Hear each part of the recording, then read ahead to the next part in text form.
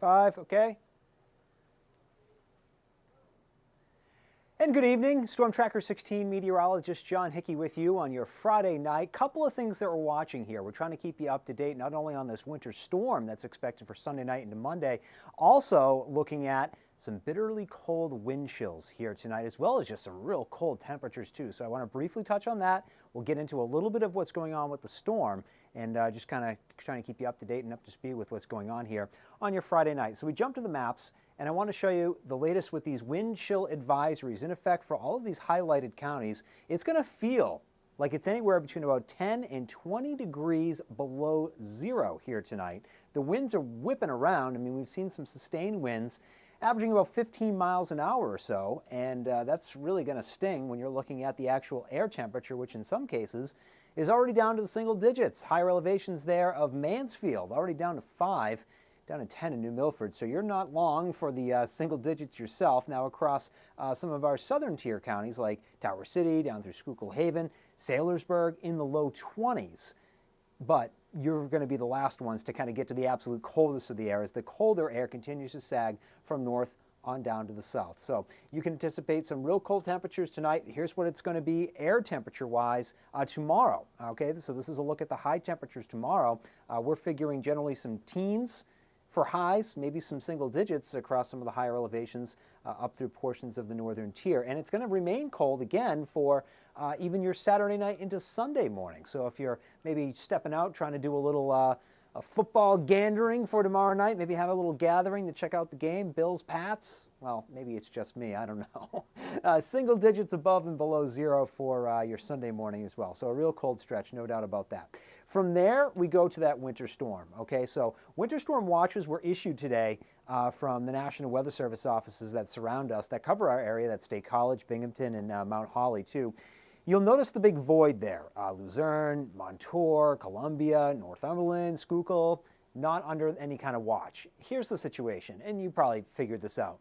There's no like magic force field that's going to prevent it from, snowing there or sleeting there or whatever. These are just some, standards that are set for these watches to be issued. Bottom line is we're all going to get in on this thing, at least for some period of time. So where is the storm right now, you ask? Well, there you go, Iowa up through northern Missouri, eastern Kansas, starting to get into this thing. Now it's going to be diving on down to the south first, so a little like line, something like that, and then eventually kind of reforming somewhere over North Carolina, then heading northward from there.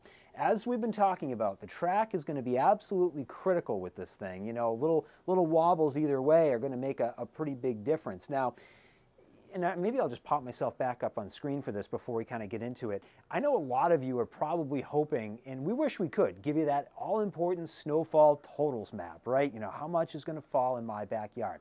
The situation is this. The reason that we're not is because subtle shifts in this storm track isn't the difference between getting, let's just say 2 inches and 4 inches, where the impacts aren't that much different, but, your ruler will have 2 extra inches of snow to, measure when you plunk it down in there, Something like this, our Storm Tracker 16 ruler, bam, up, you thought we were getting 2, you get 4, but the impacts remain the same.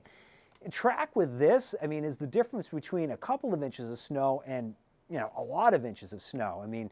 Kurt and I were talking about this earlier. There's certainly some, concern here that, some of you, especially in the western portions of our viewing area, could be looking at easily a half foot of snow. And you know what? Even more than that, too. It's all, again, really critical with the track. So, again, we don't have that snowfall totals map tonight. We're going to watch a new set of guidance come in here overnight. And then tomorrow morning, starting with Valerie Smock, we're going to have our first thoughts on, actual snowfall totals. But right now, and we'll get into this in the maps here in a second, but it's kind of a general, couple of inches kind of a deal east of Route 15, because that's where we think there's going to be the better bet for some sleet mixing in. You go west of that, so going west from Williamsport, really northwest from Williamsport, maybe, up in really, this is kind of due north, but going up into the Pennsylvania Grand Canyon area, so getting into Tioga County, that's a little bit more of, not a lock, but it's a little bit more confident. We have more confidence that there will be at least a longer period of snow there as compared to what's going on to the south and east from there. So we'll pop you back to the maps and just kind of explain a couple of things here in terms of this winter storm. First off, let's kind of just run you through future clouds and radar. So I think what's important to note here is that it's going to be completely quiet all day on Sunday. So if you're off to church, you're off to school, kids' sports or some kind of event, whatever, going to see some relatives, you're going to be fine, okay? We're not expecting anything during the day. It's going to be for tomorrow night into Monday. That's when we're going to start to see this thing roll in. So I want to jump you up to 8 o'clock here on Future Clouds and Radar. Starting to find some of those darker blue shadings. So that's some, pretty steady snow. So even though there's a real good chance that at least some, if not all of us, get into that sleet, freezing rain mix, at the leading edge of this thing, there will be some snow. And right now, we think it'll snow for at least a couple of hours before this changeover happens. So let's watch what happens here, at least according to this particular model. Once we go beyond midnight, notice that, it's really even trying to bring in rain into portions of the Susquehanna Valley. I don't know if it's going to be a pure rain, but, it could very well be, some sleet or freezing rain that's punching in there and even starting to work its way into the Poconos. I know it's not showing up here, but I really think we're going to find, a lot of mixing going on through the Poconos, throughout the Wyoming and Lackawanna valleys. Really, I think we're going to find, again, it's really that east of Route 15. I think a lot of this is going to end up being, some mix. So after several hours of snow, we're going to find that period of mix. During the morning commute time on Monday, there will be some that are still finding snow. In other places, it's probably going to be kind of a lighter sleet or freezing rain. And then things are going to kind of taper off for a period of time on Monday. We're going to get into what's called the dry slot. So it's exactly what it sounds like. It's a dry, mass of air within a storm system where you're suddenly going from seeing any kind of precipitation to hardly anything at all. Usually in these things, it's real intermittent where you'll find a sleet pellet or a raindrop, but really not much more happening than that. As the storm kind of pulls away, we will find some colder air wrapping on the backside, so it's totally possible that we'll kind of find additional minor accumulations of snow as this whole thing pulls away. So in terms of any kind of timing, again, all day Sunday is fine, okay? We're talking dry conditions, dry roads, temperatures, very cold in the morning, but other than that, it's just kind of a prototypical midwinter day. But anytime after about 7 o'clock or so, the snow's rolling in, so we're starting to find some impacts there. Kind of the good news here is a couple of things. One, the timing of the worst of the conditions appears to be overnight. Okay, that's where we have the high impacts here on your map. Between about midnight, 5 o'clock in the morning is likely when the roads are going to be at their, most slippery, snow-covered, sleet-covered, whatever. It's going to be in that overnight stretch. The other key here is a lot of schools, not all, of course, but a lot of schools are shut down for Martin Luther King Jr. holiday. So we're not going to have that risk of, a lot of kids that were supposed to be out at the bus stops and stuff. They already don't have to worry about that with most of them closed. And, right now, I think, looking ahead, there would at least be some delays for the schools that are open. Things will be slowly improving through the day. The dry slots coming in, precipitation overall is kind of winding down. So we go for some, real high impacts overnight to things are getting caught up. PennDOT's all over this thing. We just ran a story earlier tonight. Obviously, they're very well aware. They're very well staffed. They've got everybody out, so should be in pretty good shape there. Evening commute time on Monday doesn't look to be much of a problem at all. Again, this whole thing's kind of wrapping up. If there even is a little light snow at the end, salt's down. We should be in pretty good shape there. Another map that I wanted to share is this one here. So it's kind of a new thing. It's called the Winter Storm Severity Index. It's only a couple of years old. It's not something that we put together. It's actually put together by a group, the Weather Prediction Center, and they kind of have control of this thing. But it's basically an attempt to try to give you an idea of, well, what's this storm going to be like? Okay, so, how does this compare to, the most nuisance event possible of a couple of flurries or, some of the biggest snowstorms that, are the storms of record around here, 93, 96, March 2017, etc.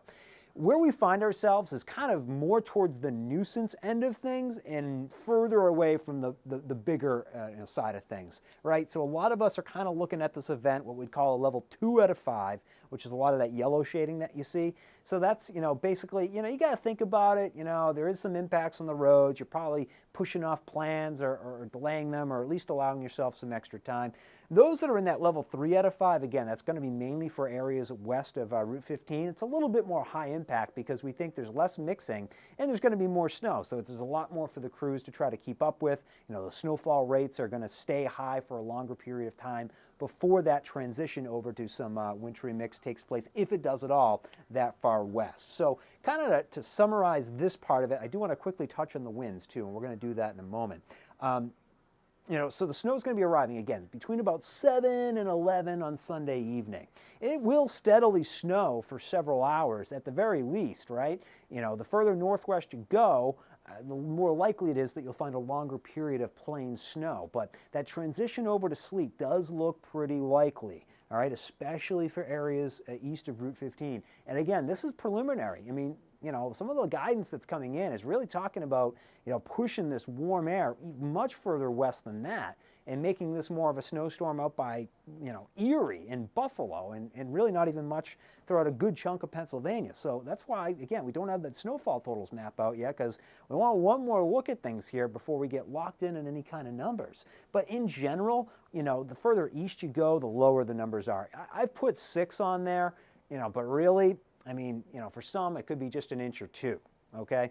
As you go west, though, it's more likely that we're going to find, some of those higher-end snowfall totals, perhaps in excess of 6 inches, and depending on how things play out, perhaps a foot. But, it's still a little early to kind of jump that gun, especially with that, that surge of warm air that we've been talking about, what we saw in the data today that's really trying to push in this warm air even further west.